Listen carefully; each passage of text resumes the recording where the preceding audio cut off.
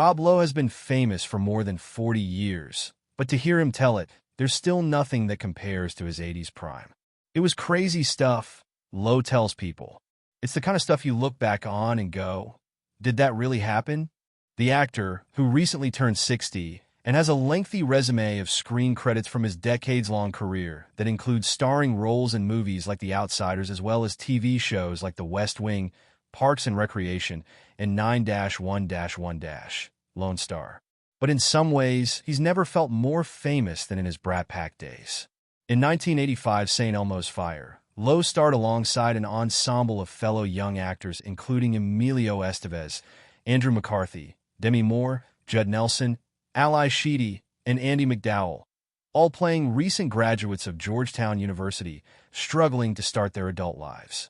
Lowe's character, Billy Hicks, was a saxophonist frat boy who became a particular audience favorite, something Lowe learned firsthand after the movie's release. St. Elmo's Fire was a summer movie, originally hitting theaters on June 28, 1985.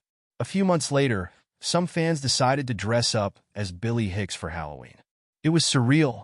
It was the first time I ever saw someone dress like me for Halloween, Lowe says.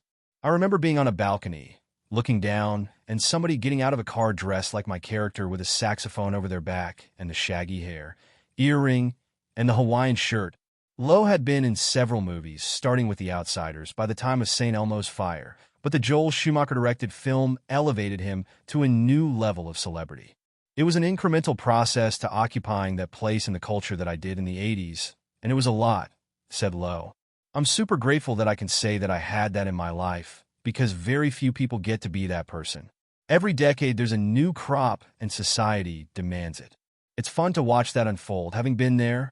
Given the cultural staying power of St. Elmo's Fire and how fondly some of those involved look back on it, a sequel doesn't seem out of the question. Earlier this year, Lowe confirmed that conversations were happening around a possible sequel, but that the development is still in very early stages. So we'll see. If it does happen, Lowe might have to prepare himself for seeing a whole new wave of Billy Hicks costumes.